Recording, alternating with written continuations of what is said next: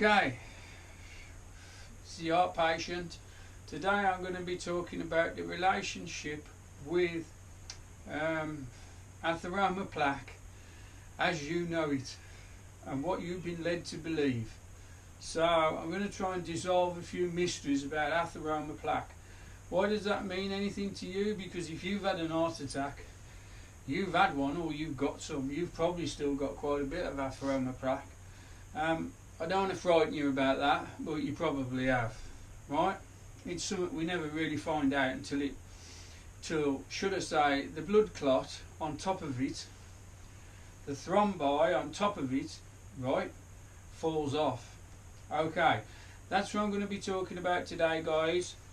Welcome to the Art Patient. Like I say, if you haven't subscribed, subscribe, right? Blah blah blah blah blah blah.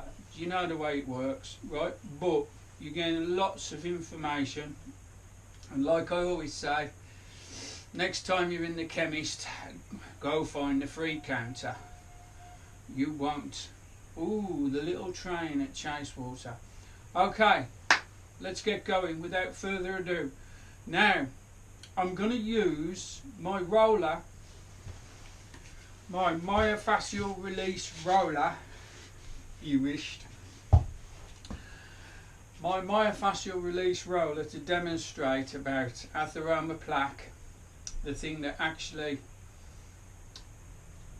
gives you the painful process of the heart attack. Like I say, the thrombus breaks off the top of it, and in it goes and lodges in a bifurcation or a much smaller artery, and boom, boom, you know. So if you've just had an heart attack, you're lucky, great. You had a skilled surgeon who did wonders for you, and some great nurses. Great, truly great. Trauma-based medicine, you will very rarely hear me talk down about it. It's great. I'm a complete result of trauma-based medicine. I'd like to make that clear. While I'm on, big shout out to the nurses of Good Hope Cardiac Care. Big shout out for those nurses. Good Hope Cardiac Care, the nurses. Great job. With that said, let's move on. So, this is your artery, right? There's your artery, and if you think about it, this is always done under pressure. This blood flow that travels down here is always going to be high. And the reason I say that is because a typical Western diet, right, will drop lots of calcium into your bloodstream. Now, if you don't know what a typical Western diet is, right, the biggest growing food, takeaway food, over the last few years has been pizza. So, pizza's on a typical Western diet, because pizza's full of what? White flour. Okay? Fish and chips are on a typical Western diet, right? Now, when I was a lad, I remember going to the fish and chip shop every Friday, and it was fantastic. Since I've had my heart problems, I've never done it since, because obviously I went looking for what brings about heart problems on. Now, chip shop owners, don't call me up, for God's sake. Don't call me, right? I don't want any trouble, right? No trouble in this channel, okay? But you get the picture. Typical Western diet, or Coca-Cola, right? I'll be talking about all these products in depth from week to week, so stay tuned, because it's all interesting stuff, and I think it can help you from day to day, right? You can make well-informed day-to-day changes to your diet. Okay, let's get back to the artery, right? Let's get back to the artery.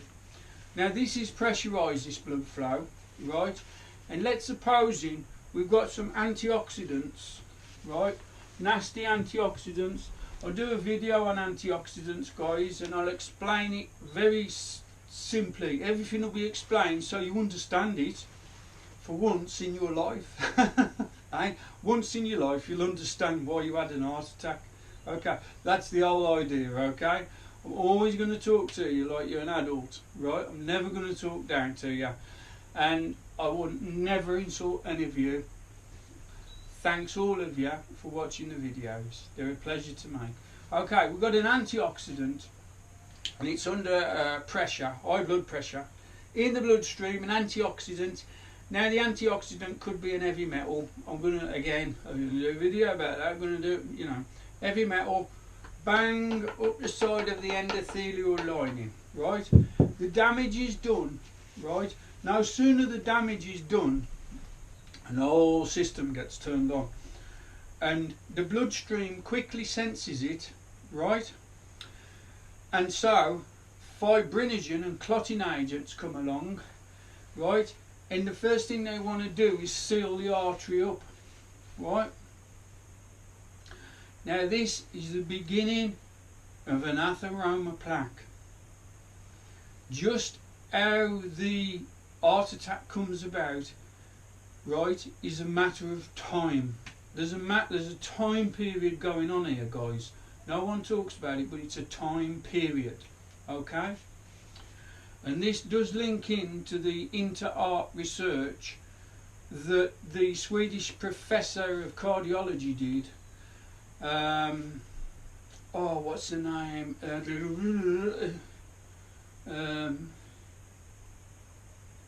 Inanka Rosengren. Inanka Rosengren did an inter-art study, and it was quite interesting. Well, I've done a video on that, and you can link to. I'll show you the links to that one. You can find that one. Okay. Right. Let's get back to this. Right. So therefore, you've done the damage. The fibrinogen comes along, and many clotting factors, because they've got to repair this damage. Right. Now, like I say, most people think from that point on, an atheroma plaque, right, somehow sticks there and gets bigger each time, and you end up with something like that, right? What I'm trying to say, guys, is that is not true. Sorry, it don't work that way, right? It actually doesn't work that way, right? Because your body has a really set of clever cells in the bloodstream ready to go at any time. They're made in the bone marrow with all the other white blood cells and important stuff, right? We'll be talking about that at some point. Anyway, they're made in the bone marrow, and they're called virgin endothelial or vascular progenitor cells. Now, for many years, these went unnoticed until quite recently, regards medical times. And what vascular progenitor cells and genitals, progenitor cells do is they get involved within the blood clotting action, right?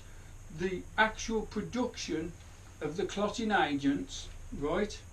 They stick to fibrinogen, right? And they actually get pulled within the whole mechanism of the atheroma plaque, right? They become the very last thing in the wall to go in. So the very last thing that fits in the wall that's been rebuilt from the damage of the free radicals. Did I say antioxidants earlier? I'm sure I did. The free radical damage, right? Right, the free radical damage, the last thing that repairs it, right, the last brick in the wall is the vascular progenitor cell.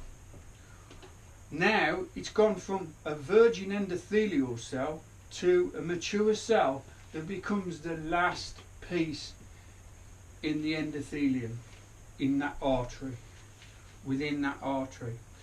The rest of the substances, right, like PAI, it's plasminogen activator inhibitor,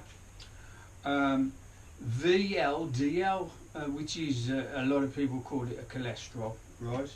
It's actually a lipoprotein, very low density lipoprotein, gets involved in the action. So there's a cholesterol, guys, getting involved in the clotting mechanism. And the Dark Lord himself, right, look around when you mention his name, bad cholesterol, LDL, low density lipoprotein, right, as its real name. I won't call it bad cholesterol very often. So bad cholesterol gets involved as well and becomes LPA, another clotting factor inhibitor. And fibrinogen, and let's not forget von Willebrand's clotting factor as well.